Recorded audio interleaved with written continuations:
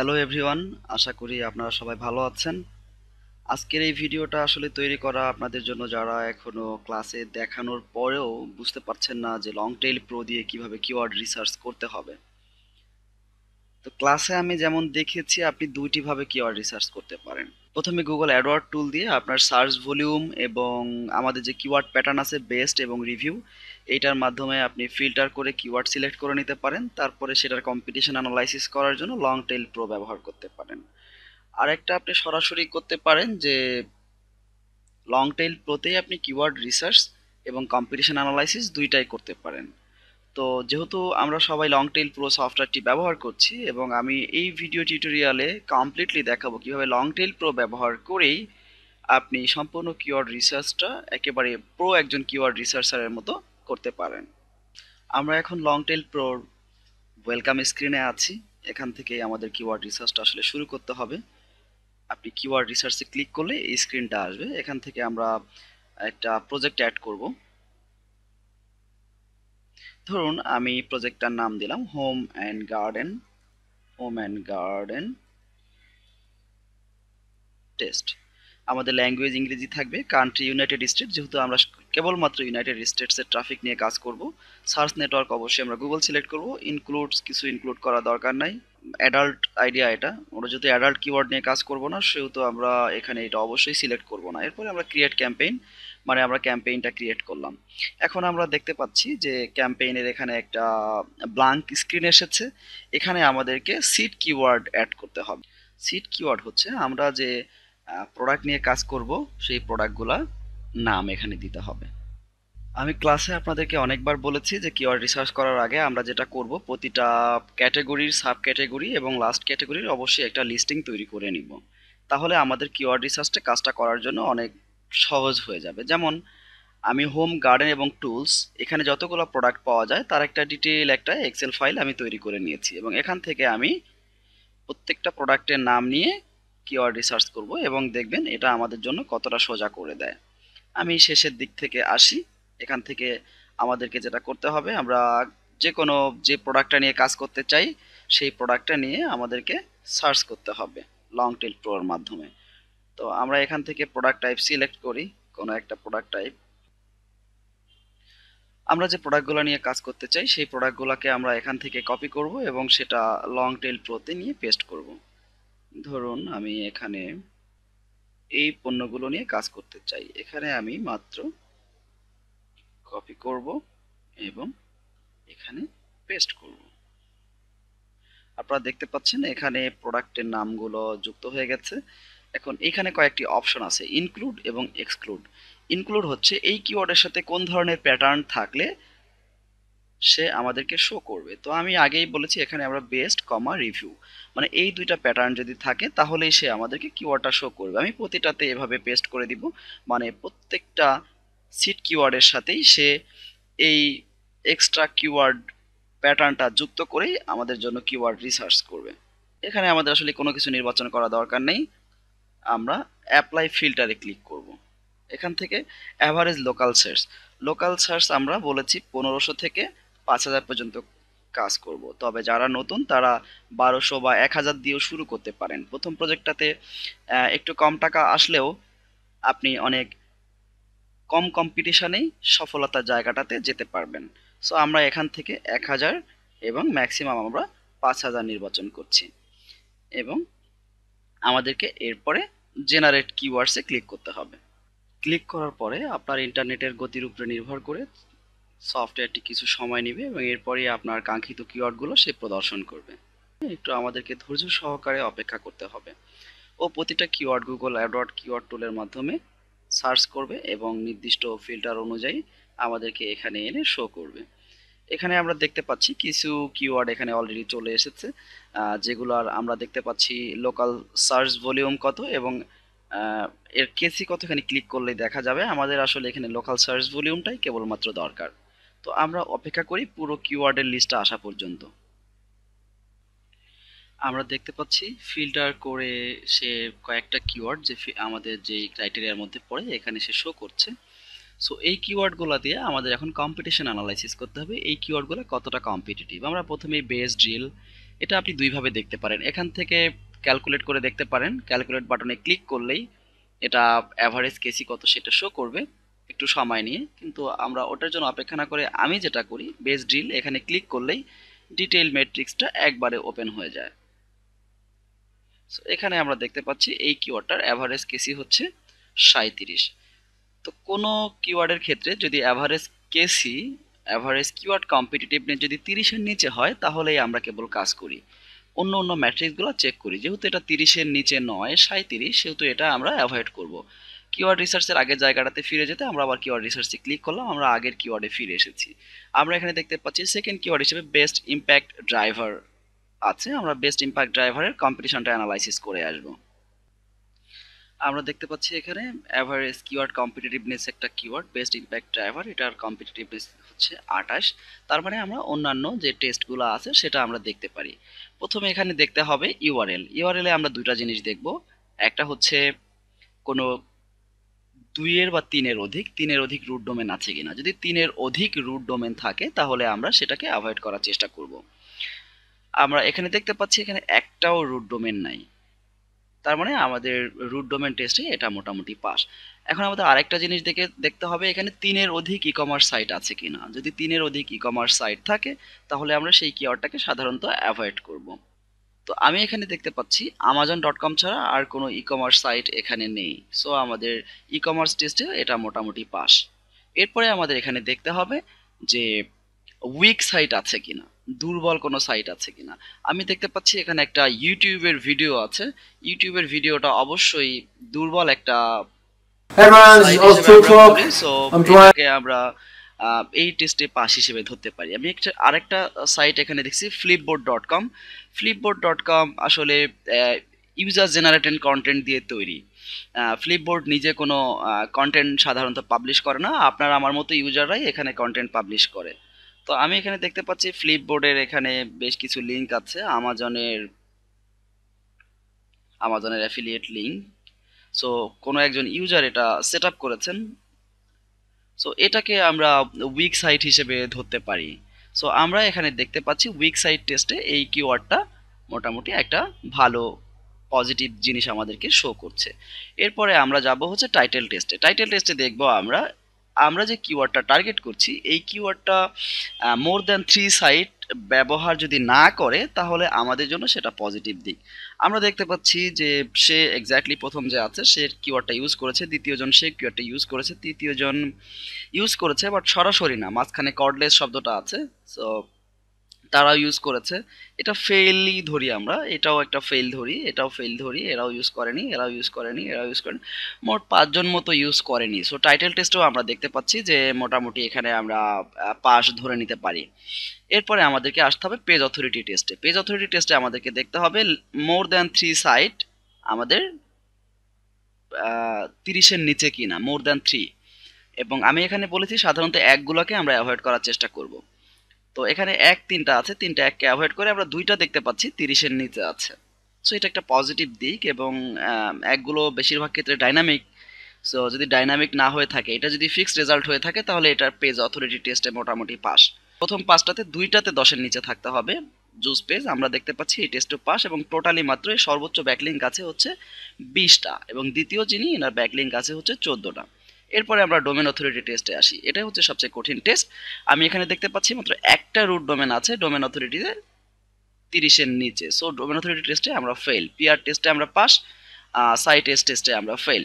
So এখানে আমরা দেখতে পাচ্ছি মোটামুটি 2টা টেস্টে আমরা ফেল আর বাকি সবগুলা টেস্টেই পাস। এবং এরপরে আমাদেরকে দেখতে হবে সাইটগুলোর কন্টেন্ট কেমন। আপনারা প্রত্যেকটা সাইটে ম্যানুয়ালি ক্লিক করবেন, ক্লিক করে করে দেখবেন যে এই সাইটটা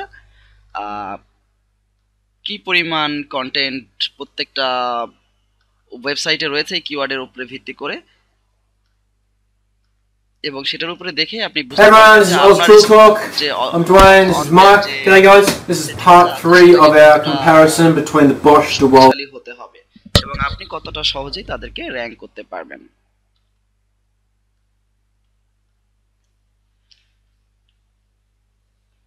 So, প্রথম যারা রয়েছে এটা একটা স্লাইড শো এবং 11টা স্লাইড শো এবং প্রতিটা স্লাইড শোতে মোটামুটি 50 করে ওয়ার্ড। তার মানে এখানে 500 বা 600 ওয়ার্ডের একটা কন্টেন্ট আছে এবং এটা কোনো সাব হেডিং দেয়া নাই এবং এটাতে আমরা সোশ্যাল শেয়ার বাটন অবশ্য দেখতে পাচ্ছি এবং মাল্টিমিডিয়া ফাইলও দেখতে পাচ্ছি এবং ডোমেন অথরিটিটাও ভালো, বেশ ভালো কন্টেন্ট আছে, মোটামুটি মিড কম্পিটিশন। আমরা সেকেন্ডটাতে যাই, এখানে আমরা দেখতে পাচ্ছি বেশ বড় কন্টেন্ট আছে এখানে এবং মাল্টিমিডিয়া ফাইল রিচ এবং সাবহেড সুন্দর করে সাজানো এবং আমরা সোশ্যাল শেয়ার বাটনগুলোও দেখতে পাচ্ছি এবং এটাকে আমাদের বলতে হবে এতে কত ওয়ার্ড কন্টেন্ট, আমরা একটু দেখে আসি। এবং এটার খুবই ইন্টারনাল লিঙ্কিং এবং এক্সটার্নাল লিঙ্কিং গুলো তারা খুবই ভালো করে করেছে, সো তারা খুবই শক্তিশালী একটা কম্পিটিটর আমাদের জন্য। এটাতে আমি দেখতে পাচ্ছি 1771 ওয়ার্ডের একটা কন্টেন্ট এখানে আছে। থার্ড যে সাইটটা toolguide.com, এদেরও মোটামুটি ভালো কন্টেন্ট, সাবহেড আছে, সোশ্যাল শেয়ারিং বাটনগুলো আছে।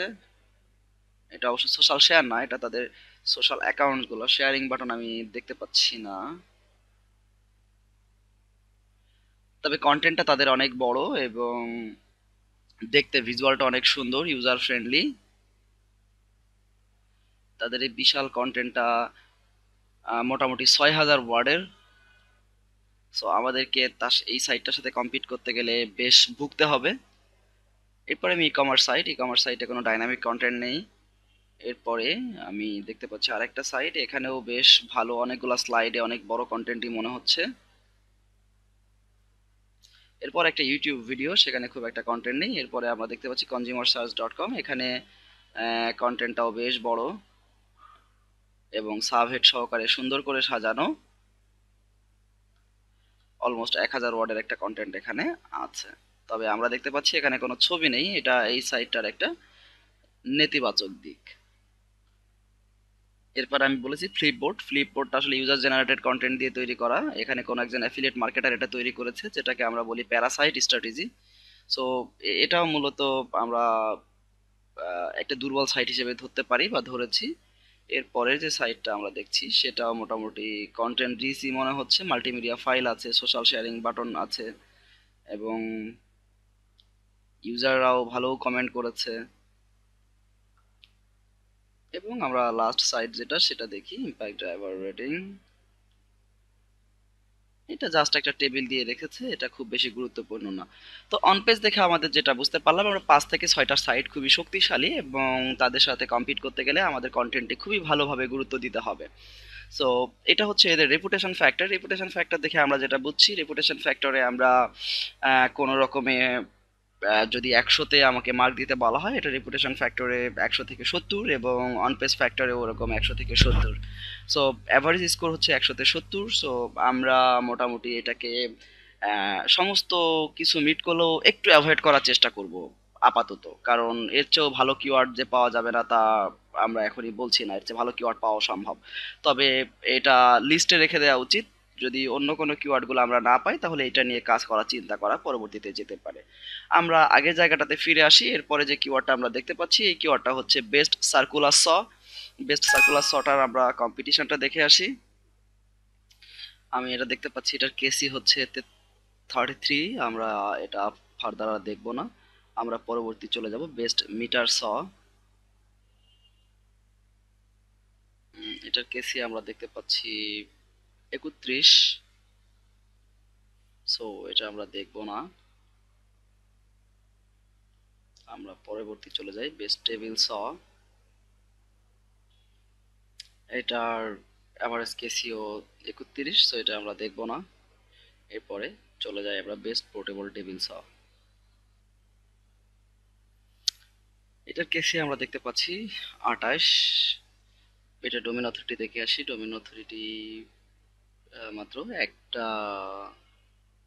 একটাতে আসলেই পাস করেছে আর বাকিটাতে আমরা দেখছি না। সো আমরা বাকিগুলো চেক না করেই চলে যাই। সো এখানে আসলে আমরা খুব কাছাকাছি পেয়েছি মাত্র একটাকে, বেস্ট ইম্প্যাক্ট ড্রাইভার। এছাড়া আসলেই খুব বেশি আমার মনে হয়নি যে কোনোটাতে আমাদের সেভ করে রাখা দরকার আছে। সো আমরা পরবর্তীতে আরেকটা লিস্টে চলে যাব। আমাদের এই এই লিস্টটা ডান, আমরা এখানে এসে প্রত্যেকটা রিমুভ করে দিব। এরপরে আমরা পরবর্তী কিওয়ার্ডগুলোকে নিয়ে আবার কাজ করতে হবে। আমি এখানে নাইফ ক্যাটাগরিতে যে কিওয়ার্ডগুলো ছিল এগুলো আমি কপি করে লং টেইল প্রোতে নিয়ে যাই, এখানে আমি পেস্ট করলাম।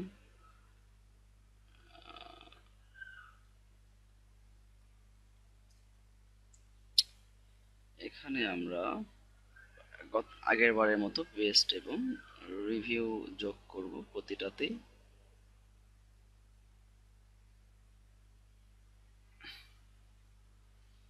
এরপরে আগের মতোই আপনার অ্যাভারেজ লোকাল সার্চের সেটিংটা আমরা করব 1000 এবং 5000 এবং জেনারেট কিওয়ার্ডসে ক্লিক করব।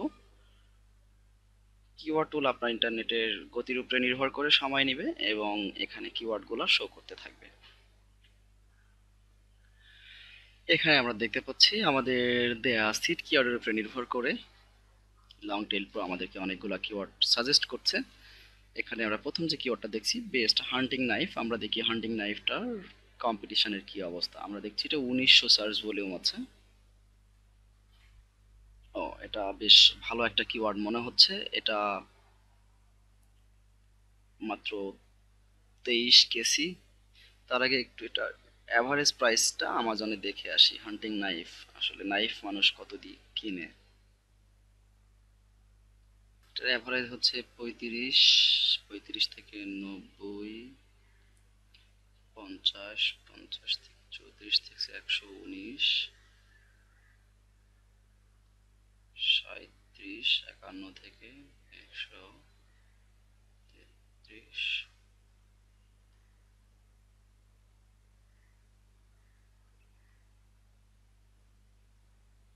তো এখানে হান্টিং নাইফ দেখে যেটা মনে হচ্ছে অ্যাভারেজ 40 থেকে 50 এটার আমাদের সার্চফুল প্রোডাক্টের অ্যাভারেজ প্রাইসিং। আমরা একটু অ্যাভারেজ কাস্টমার রিভিউ, যেগুলোতে বেশি কাস্টমার রিভিউ সেগুলোর প্রাইস দেখে আসি কত করে। এটাও 36 থেকে 105, 62 থেকে 160, 38। একটা ভালো দামি আছে 272, 45, 26, 58 থেকে। সো এটা আসলে 50 থেকে 60 বা 40 থেকে 50 এই রেঞ্জের মধ্যে এই সমস্ত প্রোডাক্টগুলা আসলে আছে। তো এটা নিয়ে কাজ করতে গেলে একটা বড় চ্যালেঞ্জ আসবে যে আমাদের যেহেতু মিনিমাম টার্গেট হচ্ছে $70, এখানে $50 চলে আসছে। তো এটা আমাদের ক্রাইটেরিয়া আসলেই মিট করে না সরাসরি। তারপরে যদি কেউ ইনকাম কম হলেও যদি কেউ এটা করতে চান তাদের জন্য এই আমরা কিওয়ার্ড রিসার্চটা দেখে আসি। এখানে আমরা রুট ডোমেন দেখতে পাচ্ছি দুইটা, আমাদের রুট ডোমেন টেস্টে পাস। এখানে ই কমার্স সাইট আছে হচ্ছে ই-কমার্স সাইট সম্ভবত একটা কোল্ড স্টিল।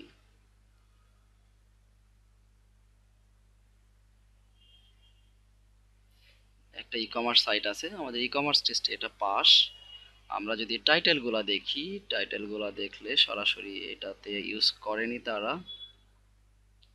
এটা ইউজ করেনি সরাসরি।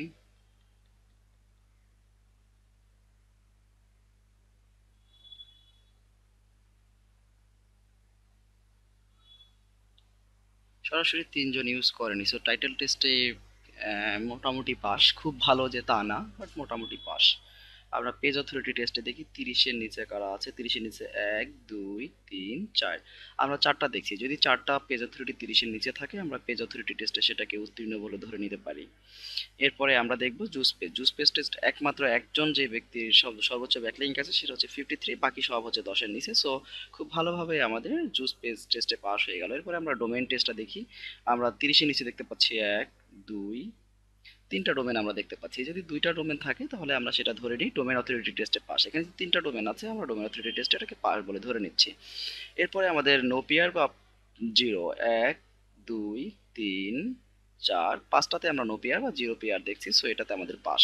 এবং সাইট টেস্ট যদি দেখি, সাইট টেস্টে আমাদের 7 মাস, মাত্র 7 মাসে, এটা 1 বছর পুরো নিয়ে গেল, 7 মাসে একটা সাইট এখানে র্যাঙ্ক করে আছে। সো এরপরে আমরা দেখলাম যে রেপুটেশন বা লং টেল প্রোর এখানে যে ফ্যাক্টরগুলো আছে সবগুলো ফ্যাক্টরে সে পাস।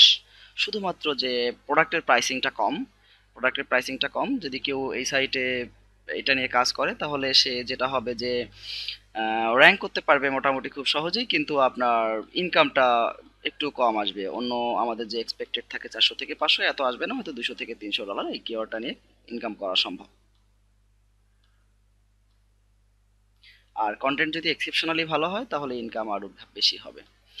আমরা সাইটগুলো একটু দেখি, সাইটের কি অবস্থা। প্রথম যে সাইটটা দেখছি এখানে আসলে স্লাইড আকারে আছে, স্লাইড আকারে এখানে আমরা দেখতে পাচ্ছি 11টা মোট স্লাইড। 11টা স্লাইডে বেশ বড়ই কন্টেন্ট মনে হয়। এক একটাতে যদি আপনার 100 ওয়ার্ড করে থাকে, 11টাতে প্রায় 1000 ওয়ার্ডের একটা কন্টেন্ট আছে এখানে। আর সোশ্যাল শেয়ারিং বাটনগুলো আছে এবং ফেসবুকে আমরা দেখতে পাচ্ছি বিপুল পরিমাণ শেয়ার, 133টা এখানে শেয়ার হয়েছে এবং সাইটের কন্টেন্টটা বেশ ভালো। তারা ভালো ভালো ছবি ব্যবহার করেছে, মাল্টিমিডিয়া ফাইলগুলো আছে।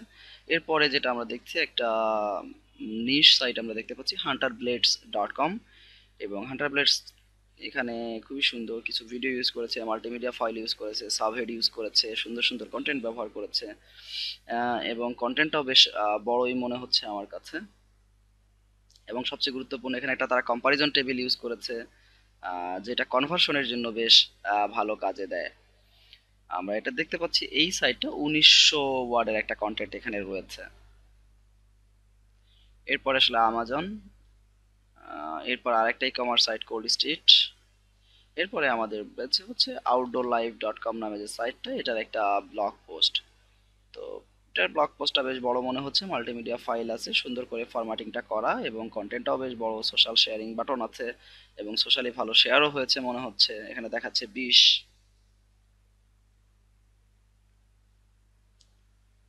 এটার কন্টেন্টের সাইজটা হচ্ছে 1358 2757 ওয়ার্ড।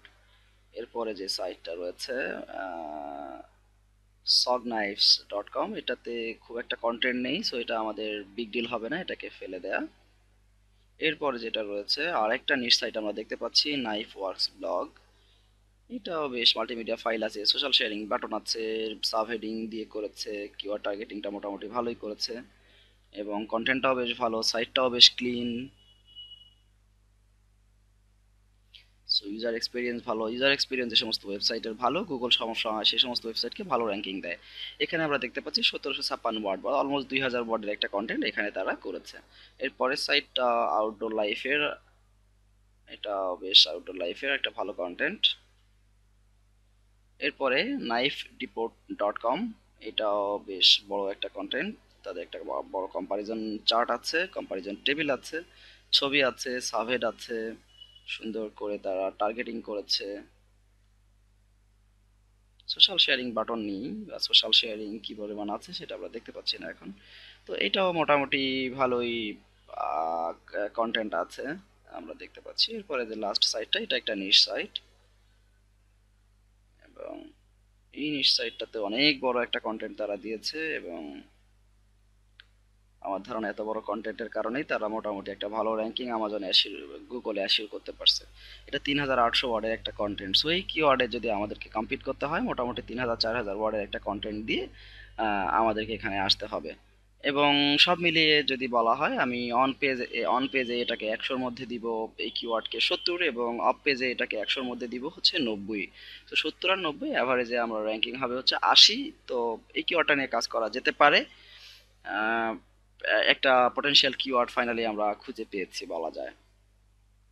এরপরে আমরা আবার আমাদের কিওয়ার্ড রিসার্চের আগের জায়গাটাতে ফিরে যাই এবং এটা অবশ্যই আমরা এক্সপোর্ট করে রাখবো। এক্সপোর্ট করে রাখার জন্য এক্সপোর্ট বাটনে ক্লিক করলেই আপনি এটাকে যে কোনো জায়গায় সেভ করে রাখতে পারবেন। সো এরপরে আমরা দেখব বেস্ট ফোল্ডিং বাইক, আমাদের একটা কিওয়ার্ড পেয়েছি।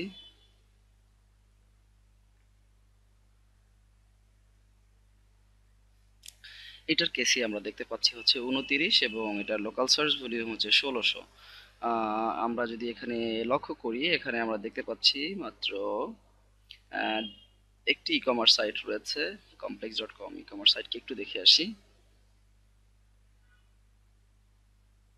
না, complex.com কোনো ই কমার্স সাইট না। সো আমরা ই কমার্স সাইট দেখতে পাচ্ছি মাত্র amazon.com, সো ই কমার্স টেস্টের পাশ। এখানে রুট ডোমেন আমরা দেখতে পাচ্ছি 2টা, সো রুট ডোমেন টেস্টে আমাদের পাস। এরপরে আমরা যদি উইক সাইট দেখি এখানে ইউটিউবকে আমরা দেখতে পাচ্ছি, ইউটিউব একটা উইক সাইট। এবং আমরা আরো একটা ফোরাম টাইপের একটা পোস্ট এখানে দেখতে পাচ্ছি, একটু দেখে আসি এটা কি, poplar.me। এটাকে আমি দুর্বল পেজ ভেবেছিলাম, বাট এটা আসলে দুর্বল না। সো আমরা মাত্র একটা দুর্বল পেজ এখানে দেখতে পাচ্ছি। সো সব টেস্টেই মোটামুটি আমাদের ডোমেন টেস্টটা পাস। এরপরে আমি যদি টাইটেল টেস্টটা দেখি, টাইটেল টেস্টে মোটামুটি 1 2 তিনজন মোটামুটি ইউজ করেনি। টাইটেল টেস্টে আমরা মোটামুটি পাস বলতে পারি কোনো রকমে। এরপরে আমরা যদি অ্যাভারেজ পেজ অথরিটি দেখি, আমরা 30-এর নিচে দেখতে পাচ্ছি, একটাকে মাত্র 30-এর নিচে দেখতে পাচ্ছি। সো আর দুইটা আছে হচ্ছে 1 1 করে। সো 1 1 যেহেতু আমরা খুব একটা কাউন্ট করি না ডাইনামিক, সো এই কারণে আমরা এটাকে অ্যাভয়েড করছি। এরপরে আমরা দেখি 10-এর নিচে যদি পাঁচটা দেখি, হ্যাঁ আমাদের জুস পেজ অথরিটিতে মোটামুটি পাসও ধরতে পারি, ফেলও ধরতে পারি, কারণ একটাকে আমরা অ্যাভয়েডও করতে পারি আবার ধরতে পারি। সেই হিসেবে পেজ অথরিটিতে পাস। জুস পেজে জুস পেজ টেস্টে পাস। ডোমেন অথরিটি টেস্টে যদি আমি বলি 16 এবং 1। ডোমেন অথরিটি টেস্টেও পাস। আমরা যদি পিয়ার টেস্ট ধরি 1 2 3 4 5, পাঁচটাতে নো পিয়ার, পিয়ার টেস্টও পাস। এবং আমি যদি সাইট এজ, এই সাইটের এজ দেখাচ্ছে না, ফোল্ডিং বাইক গাইড, আমরা একটু এটার এজ দেখে আসি। যদি 1 বছরের কম হয় তাহলে সাইট এজ টেস্টেও আমরা পাস করে যাব।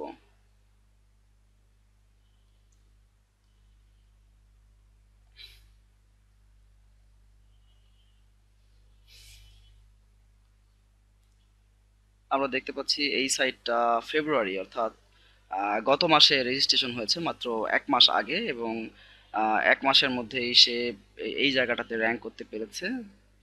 সো এই কিওয়ার্ডটাতে একটা ওয়েবসাইট মাত্র 1 মাসে যদি এখানে র্যাঙ্ক করতে পারে, আমাদের এতটুকু ধরে নেওয়া উচিত আমরাও এই জায়গাটাতে র্যাঙ্ক করার সুযোগ রয়েছে, এবং আমরাও সব দিক দিয়ে এই সাইটটাতে, এই কিওয়ার্ডটাতে ভালোই র্যাঙ্ক করতে পারবো বলে আমার বিশ্বাস।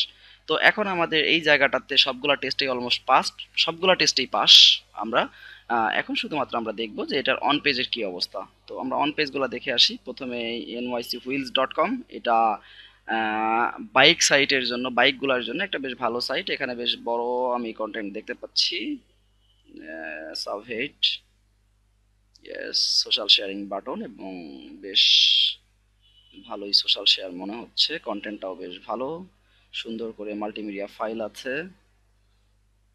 ইউজারের কমেন্টগুলো এটাকে একটা বড় কন্টেন্টে নিয়ে পরিণত করেছে, এবং টোটাল আমি দেখতে পাচ্ছি 785 ওয়ার্ডের কন্টেন্ট এখানে আছে। আমরা যদি এরপরের সাইট হচ্ছে complex.com, এটা একটা সম্ভবত ব্লগ। এখানেও আমরা একটা ভালো কন্টেন্ট দেখতে পাচ্ছি, সোশ্যাল শেয়ারিং বাটন দেখতে পাচ্ছি, খুব সুন্দর একটা ডিজাইন।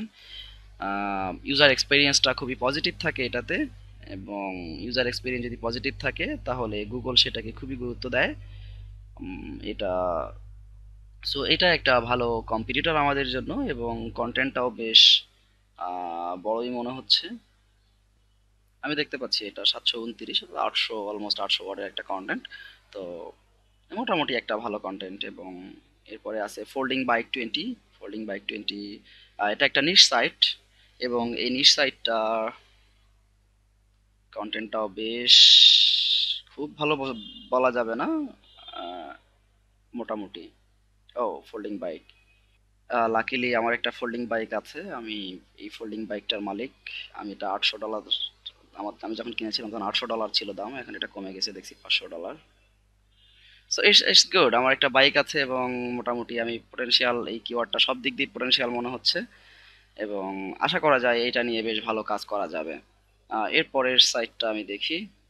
এরপরের সাইটটাতে খুব ভালো কোনো কন্টেন্ট নেই, একটা মাত্র ছবি, এবং এখানে কিছুই নেই, তারপরও সাইটটা র্যাঙ্ক করে আছে। এটার কারণ হয়তো এটা ডোমেইন অথরিটির কারণে। এরপরের সাইটগুলো আমরা দেখি। দ্য গার্ডিয়ান, দ্য গার্ডিয়ান একটা নিউজ সাইট, তার একটা কোনো একটা নিউজ হয়তো এখানে আমরা র্যাঙ্ক করে বসে আছে, অথবা একটা কন্টেন্ট। হ্যাঁ, এটা বেশ ভালো একটা কন্টেন্ট, দ্য গার্জিয়ান। এরপরে রিসেন্ট যে নিউজ সাইট, যে নিউজ সাইটটা আসলে, এই নিউজ সাইটটা গত 1 মাসেই র্যাঙ্ক করে ফেলেছে। এটা আসলে, এটাও বিগ ডিল কোনো কন্টেন্ট না। আমরা দেখতে পাচ্ছি এটা মাত্র 1760 ওয়ার্ডের কন্টেন্ট, বেশ ভালো, এবং সাইটটা দেখতে বেশ সুন্দর, ইউজার এক্সপিরিয়েন্সও সুন্দর হওয়ার কথা, এবং তারা অনেকগুলো ছবি টবি ব্যবহার করেছে, বেশ সুন্দরই মনে হচ্ছে আমার কাছে। এবং ফাইনালি যেটা আরেকটা সাইট পপুলার মি, এবং এখানেও বেশ বড় একটা কন্টেন্ট ইউজ করা হয়েছে। তো আপনি যদি ওভারঅল অন পেজ আমাকে এটাকে জিজ্ঞাসা করেন, আমরা যেটা বুঝলাম এখান থেকে যে অন পেজে এটাকে মোটামুটি 100-তে 70 বা 60 দেয়া যায়।